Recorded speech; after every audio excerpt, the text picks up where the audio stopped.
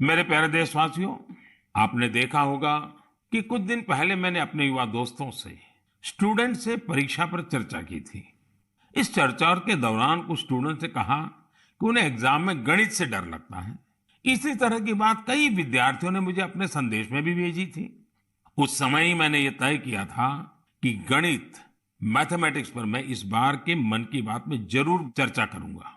साथियों, गणित तो ऐसा विषय है जिसे लेकर हम भारतीयों को सबसे ज्यादा सहज होना चाहिए।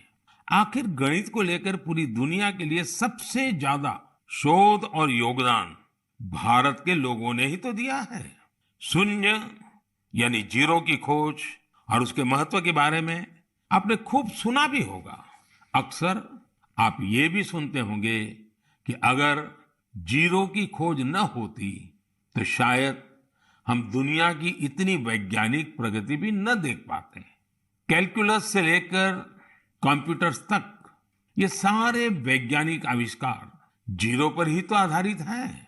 भारत के गणितज्ञों और विद्वानों ने यहां तक लिखा है कि यत् किंचित वस्तु तत्सर्वम, यत् किंचित वस्तु तत्सर्वम गणितेन बिना नहीं, गणितेन बिना नहीं।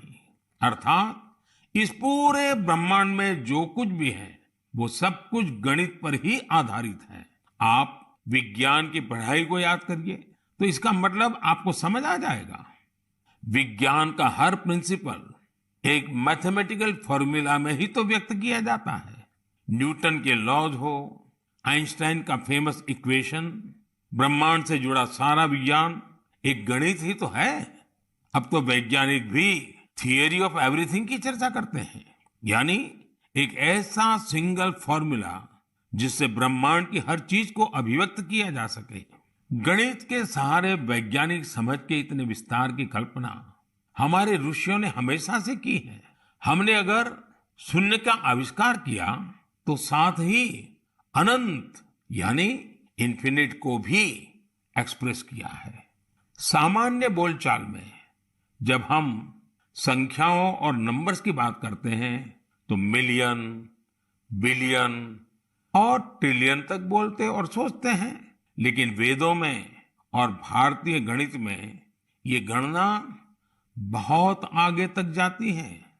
हमारे यहाँ एक बहुत पुराना श्लोक प्रचलित है, एकम दशम शतम चैव सहस्त्रम अयुतम तथा लक्षम च न्यूतम चैव कोटि ही अर्बुदम एव च वृंदम खर्वो निखर्व च शंख पद्म च सागर अंत्यम मध्यम परार्ध च दश वृद्धा यथाक्रमम। इस श्लोक में संख्याओं का ऑर्डर बताया गया है, जैसे कि 1, 10, 100, 1000 और अयूत, लाख, नियुत और कोटि यानी करोड़। इसी तरह यह संख्या जाती है शंख, पद्म और सागर तक। एक सागर का अर्थ होता है कि 10 की पावर 57।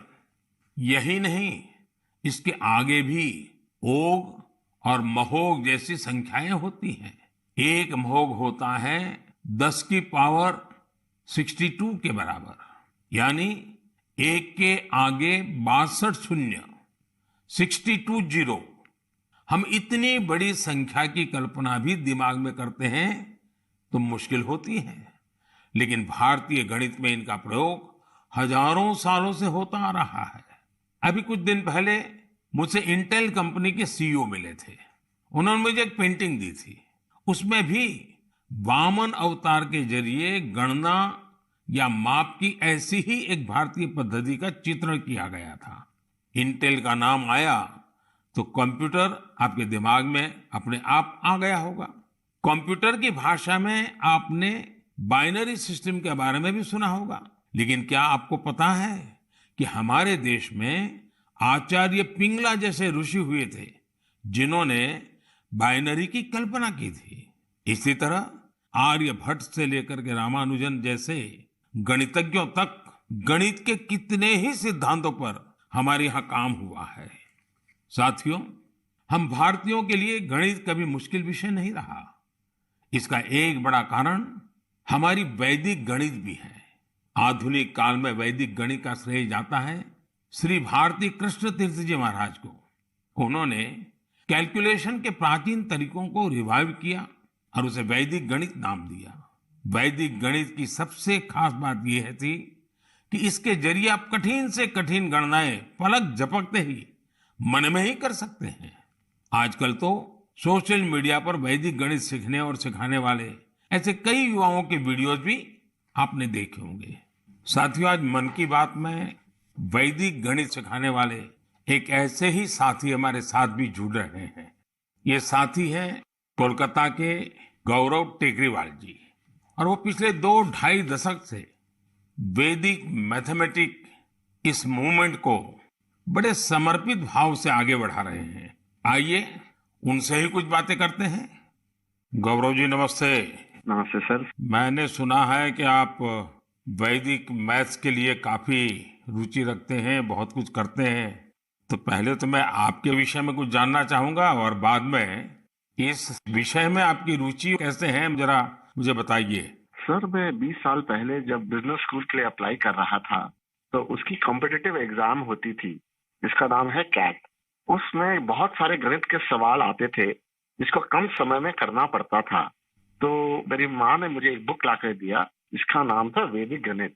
स्वामी श्री भारती कृष्ण तीर्थ जी महाराज ने वो बुक लिखी थी और उसमें उन्होंने 16 सूत्र दिए थे जिसमें गणित बहुत ही सरल और बहुत ही तेज हो जाता था। जब मैंने वो पढ़ा तो मुझे बहुत प्रेरणा मिली और फिर मेरी रुचि जागृत हुई मैथमेटिक्स में। मुझे समझ में आया कि ये सब्जेक्ट जो भारत की देन है, जो हमारी धरोहर है, उसको विश्व के कोने कोने में पहुंचाया जा सकता है। तब से मैंने इसको एक मिशन बनाया कि वैदिक गणित को विश्व के कोने कोने में पहुंचाया जाए, क्योंकि गणित की डर सब हर जन को सताती है और वैदिक गणित से सरल और क्या हो सकता है।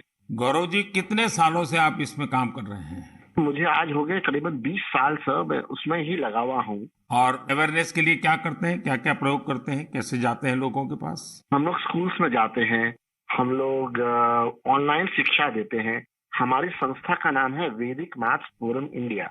उस संस्था के तहत हम लोग इंटरनेट के माध्यम से 24 घंटे वैदिक मैथ्स पढ़ाते हैं सर। गौरव जी, आप तो जानते हैं मैं लगातार बच्चों के साथ बातचीत करना पसंद भी करता हूं और मैं अवसर ढूंढता रहता हूं। और एग्जाम वॉरियर से तो मैं बिल्कुल एक प्रकार से मैंने उसको इंस्टीट्यूशनलाइज कर दिया है।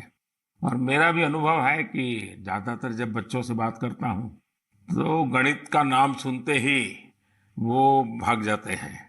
और तो मेरी कोशिश यही है कि ये बिना कारण जो एक हाव पैदा हुआ है उसको निकाला जाए, ये डर निकाला जाए। और छोटी छोटी टेक्निक जो परंपरा से है, क्योंकि भारत गणित के विषय में कोई नया नहीं है, शायद दुनिया में पुरातन परंपराओं में भारत के पास गणित की परंपरा रही है। तो एग्जाम वॉरियर को डर निकालना है तो आप क्या कहेंगे उनको? सर, ये तो सबसे ज्यादा उपयोगी है बच्चों के लिए, क्योंकि एग्जाम का जो डर होता है, जो हवा हो गया है हर घर में। एग्जाम के लिए बच्चे ट्यूशन लेते हैं, पेरेंट्स परेशान रहते हैं, टीचर्स भी बहुत परेशान होते हैं। तो वैदिक गणित से ये सब छू मंतर हो जाता है। इस साधारण गणित की अपेक्षा में वैदिक गणित 1500% तेज है और इससे बच्चों में बहुत कॉन्फिडेंस आता है और दिमाग भी तेजी से चलता है। जैसे हम लोग वैदिक गणित के साथ योग भी इंट्रोड्यूस किए हैं, जिससे कि बच्चे अगर चाहे तो आंख बंद कर भी कैलकुलेशन कर सकते हैं वैदिक गणित पद्धति के द्वारा। वैसे ध्यान की जो परंपराएं हैं उसमें भी इस प्रकार से गणित करना, वो भी ध्यान का एक प्राइमरी कोर्स भी होता है। Right sir. चलिए गौरव जी, बहुत अच्छा लगा मुझे, और आपने मिशन बोर्ड में इस काम को उठाया है और विशेष करके आपकी माताजी ने एक अच्छे गुरु के रूप में आपको इस रास्ते पर ले गई और आज आप लाखों बच्चों को उस रास्ते पर ले जा रहे हैं। मेरी तरफ से आपको बहुत बहुत शुभकामनाएं। शुक्रिया सर, मैं आपका आभार व्यक्त करता हूँ सर कि वैदिक गणित को आपने महत्व दिया और मुझे चुना सर, तो वी आर वेरी थैंकफुल। बहुत बहुत धन्यवाद। नमस्कार। नमस्ते सर। साथियों, गौरव जी ने बड़े अच्छे तरीके से बताया कि वैदिक गणित कैसे गणित को मुश्किल से मजेदार बना सकता है। यही नहीं, वैदिक गणित से आप बड़ी बड़ी साइंटिफिक प्रॉब्लम्स भी सॉल्व कर सकते हैं। मैं चाहूंगा सभी माता पिता अपने बच्चों को वैदिक गणित जरूर सिखाएं। इससे उनका कॉन्फिडेंस तो बढ़ेगा ही, उनके ब्रेन की एनालिटिकल पावर भी बढ़ेगी। और हाँ, गणित को लेकर कुछ बच्चों में जो भी थोड़ा बहुत डर होता है, वो डर भी पूरी तरह समाप्त हो जाएगा। मेरे प्यारे देशवासियों, मन की बात में आज म्यूजियम से लेकर मैथ तक कई ज्ञानवर्धक विषयों पर चर्चा हुई। ये सब विषय आप लोगों के सुझावों से ही मन की बात का हिस्सा बन जाते हैं। मुझे आप इसी तरह आगे भी अपने सुझाव नमो ऐप और माय गॉव के जरिए भेजते रहिए। आने वाले दिनों में देश में ईद का त्योहार भी आने वाला है। 3 मई को अक्षय तृतीया और भगवान परशुराम की जयंती भी मनाई जाएगी। कुछ दिन बाद ही वैशाख बुद्ध पूर्णिमा का पर्व भी आएगा। ये सभी त्योहार संयम, पवित्रता, दान और सौहार्द के पर्व हैं। आप सभी को इन पर्वों की अग्रिम शुभकामनाएं। इन पर्वों को खूब उल्लास और सौहार्द के साथ मनाइए। इन सब के बीच आपको कोरोना से भी सतर्क रहना है। मास्क लगाना, नियमित अंतराल पर हाथ धुलते रहना, बचाव के लिए जो भी जरूरी उपाय है आप उनका पालन करते रहें। अगली बार मन की बात में हम फिर मिलेंगे और आपके भेजे गए कुछ और नए विषयों पर चर्चा करेंगे। तब तक के लिए विदा लेते हैं। बहुत बहुत धन्यवाद।